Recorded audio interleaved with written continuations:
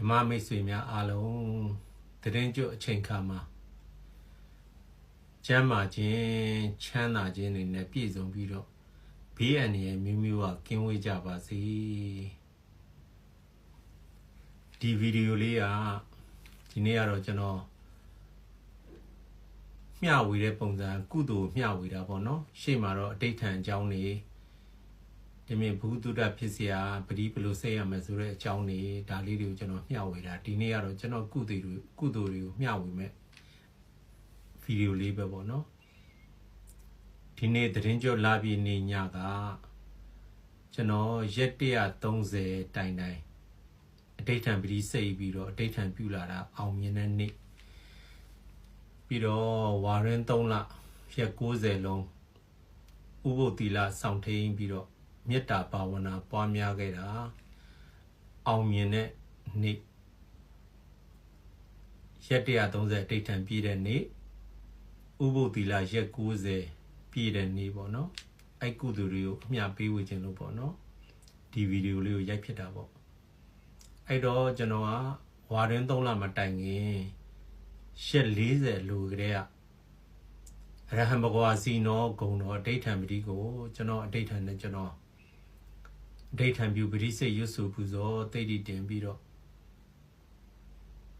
ဝါရင်မတိုင်ခင်ရက်40ကလေးကစပြီးအဋိဋ္ဌံပြုခဲ့တာပေါ့နော်ဝါဝင်တဲ့အချိန်မှာဥပုသ်သီလစောင့်ထိန်ပြီးတော့ဥပုသ်သီလစောင့်တည်တဲ့နေရာမှာလည်းကျွန်တော်ကတနတ်သောဆုံးကိုပဲစားခဲ့တာပေါ့နော်မနက်စာဆုံးမစားဘူးပေါ့အရုံဆုံးမစားဘူးပေါ့အရုံဆုံးမစားဘဲနဲ့တနတ်သောဆုံးကိုပဲစားခဲ့တယ်ပြီးတော့မေတ္တာဘာဝနာပွားများတယ်ပေါ့နော်မေတ္တာဘာဝနာပွားများရဆိုတော့ကျွန်တော်အချိန်တိုင်းမေတ္တာဘာဝနာပွားများပါတယ်ဒီဥပုသ်ဆောင်မှာဒီဝါရင်မှာပွားများတာအဲ့လိုတော့မဟုတ်ဘူးပေါ့ဒါပေမဲ့အကြောင်းအရာလေးတစ်ခုအနေနဲ့ထည့်ပြောတာပေါ့နော်အဲ့တော့ဝါမွေငင်ရက်40လူတွေကအဋိဋ္ဌံပတိစိတ်ပြီးတော့အဋိဋ္ဌံစဝင်သွားတယ်ဝါရင်ရက်90နဲ့ပေါင်းလိုက်လို့ရှိရင်စုစုပေါင်းရက်ပေါင်း130ဖြစ်သွားတာပေါ့နော်ရက်ပေါင်း130အဋိဋ္ဌံပတိစိတ်ပြီးတော့အောင်မြင်တဲ့နေ့ပေါ့ဒီနေ့သတင်းကြွလာပြီးနေ့ဒါပေမဲ့ဒီနေ့ဆိုရင်ကျွန်တော်အခုတကောင်ကြော်ဝါးပြီပေါ့နော်ဒီဗီဒီယိုလေးရိုက်နေတဲ့အချိန်မှာပရိစိတ်ရွတ်ဆိုပူဇော်တယ်တိတ်တိတင်တယ်မေတ္တာပို့တယ်ပြီးတော့ဥပုသ်ရက်90စောင့်တဲ့အချိန်မှာတနတ်သောဆုံးကိုပဲစားတယ်နေစုံပဲစားတယ်အရုံစုံမစားဘူးပေါ့ကျွန်တော်ပုံစံလည်းအခုမြင်တဲ့အတိုင်းပဲလीနည်းနည်းကြာပြီးတော့မြောက်ကောင်းဖြစ်နေအဲ့တော့မေတ္တာဘာဝနာနဲ့နေတယ်ပြီးတော့ကျွန်တော်အသက်သက်လွတ်စားတာကျွန်တော်3နှစ်ကျော်ပြီပေါ့နော်3နှစ်ကျော်ပြီအသက်သက်လွတ်ကတော့အသက်သက်လွတ်လည်းစားတယ်ဥပုသ်သီလလည်းစောင့်တယ်တနတ်ဆုံးပဲစားတယ်ဆိုတော့လေလူကကြာတော့ကြာသွားတာပေါ့နော်အခုအဋိဋ္ဌံပြည့်တဲ့နောက်ဆုံးအချိန်မှာကုသိုလ်ရသလောက်ယူတဲ့အနေနဲ့3နာရီခွဲအချိန်3နာရီခွဲဇက်တိုက်ကိုထိုင်ရမထမလုံမရှက်မကြွပဲနဲ့ကျွန်တော်ဒီအဋိဋ္ဌံပတိအစ်စ်လေးဒီပတိအစ်စ်လေးပေါ့ဒီပတိအစ်စ်လေးကကျွန်တော်ဒီအမဲလေးက10နှစ်မဲလေးက10နှစ်ဒါတရခံဒါကျွန်တော်ပေါက်သားကျွန်တော်အစီရင်နဲ့ကျွန်တော်ပေါ့လောက်တာပေါ့နော်ဒါလေးကကျွန်တော်အခုလာပြည့်နေမှာစပြီးအသုံးပြုတဲ့ပတိပေါ့လာပြည့်နေကူးတဲ့ညတကောင်ကျော်မှာစပြီးတော့အဋိဋ္ဌံပြုပြီးပတိစိတ်ခဲ့တယ်ကျွန်တော်အဋိဋ္ဌံပတိအစ်စ်ပေါ့နော်ဒီပတိနဲ့ပဲကျွန်တော်အခုတရဏဂုံဒီနေ့တောက်လျှောက်ပွားများတယ်ပြီးတော့အခုဂုံတော်9ပါး1000ကိုအချိန်ကြာတဲ့အချိန်က3နာရီခွဲပေါ့3နာရီခွဲကိုအောက်ကိုဟောပေါ့နော် freeze လုပ်လိုက်တာပေါ့ lock လုပ်လိုက်တာပေါ့အောက်ကိုလုံးဝမလုံးမရှက်မကြွတော့ဘူး6တော့မပြင်းဘူးပေါ့3နာရီခွဲဇက်တိုက်ဂုံတော်9ပါးအခောက်ရည်1000 9ဘန်းနဲ့28လုံးပေါ့9ဘန်းနဲ့28လုံးအဋိဋ္ဌံပတိစိတ်ပြီးတော့12နာရီမကူးခင်လေးမှာကျွန်တော်ကုသိုလ်တွေအပြည့်အဝယူပြီးတော့သစ္စာဆိုတာပေါ့နော်သစ္စာဆိုပြီးတော့အခုအမျှပေးဝေပြီးတော့ဒီကုသိုလ်လေးကိုကျွန်တော်မသိတဲ့သူတွေတာရုခေါ်လို့ရအောင်ကျွန်တော်လိုပဲထပ်တူကုသိုလ်ရအောင်လို့ဒီဗီဒီယိုလေးကိုရိုက်တာပေါ့နော်အဲ့တော့အခုကျွန်တော်ပြောပြရလေပြည့်စုံပါပြီကျွန်တော်ဝါတွင်3လမတိုင်ခင်ရှေ့ရက်40မှာကလေးကစပြီးတော့အဋိဋ္ဌံပတိစိတ်ပြီးတော့အဋိဋ္ဌံဝင်သွားတယ်အဲ့ဒီအဋိဋ္ဌံပတိကအရဟံဘဂဝါစီနော ရဟံဘဂဝါစီနောကို108အောင်ပြီးတဲ့အချိန်မှာတရဏဂုံ3ပါးနဲ့ဆက်ပြီးတော့အဋ္ဌံပတိကိုပြောင်းစိတ်တယ်ပေါ့နော်အခုနောက်ဆုံးပိတ်အဋ္ဌံပြည့်တဲ့ညတကောင်မကြောခင်အချိန်မှာထိုင်ရမထပဲနဲ့အချိန်3နာရီခွဲပေါ့ကျွန်တော်မှတ်ထားလိုက်တယ်အချိန်3နာရီခွဲဇက်တိုက်ကိုဂုံတော်9ပါး1000ပရိစိတ်ရွတ်ဆိုပူဇော်တယ်ပြီးတော့ကျွန်တော်မြတ်စွာဘုရားရှင်ရုပ်ပွားတော်ကြီးမှာကျွန်တော်လှူတဲ့36ဆက်မပေါ့နော်ရွှေနဲ့လှုပ်ထားတဲ့36ဆက်မကိုဒီနေ့လဲကတ်လှူပြီးတော့ကျွန်တော်9ရက်သားသမီးတွေအတွက်ကျွန်တော်စီရင်လုပ်ပေးတဲ့ရေးဆွဲပေးတဲ့ဆက်မတွေအင်းနေအောင်ဆိုတဲ့အတိတ်ပဲနဲ့ပေါ့နော်ဝါရင်3လမတိုင်ခင်ရက်40ကတည်းကအဋ္ဌံပတိစိတ်ပြီးတော့အဋ္ဌံဝင်ခဲ့တယ်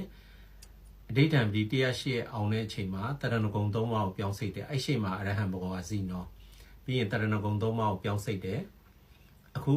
အဋ္ဌံအောင်မဲ့ညပေါ့တကယ်တမ်းတော့အဋ္ဌံနတ်ဖန်မနဲ့အရုံတက်ပြီးမှအောင်မှာပေါ့နော်အခုအဋ္ဌံနောက်ဆုံးပိတ်ပတိစိတ်ရတဲ့အချိန်ပေါ့အဲ့ချိန်လေးမှာဂုံတော်9ပါးကို1000ကို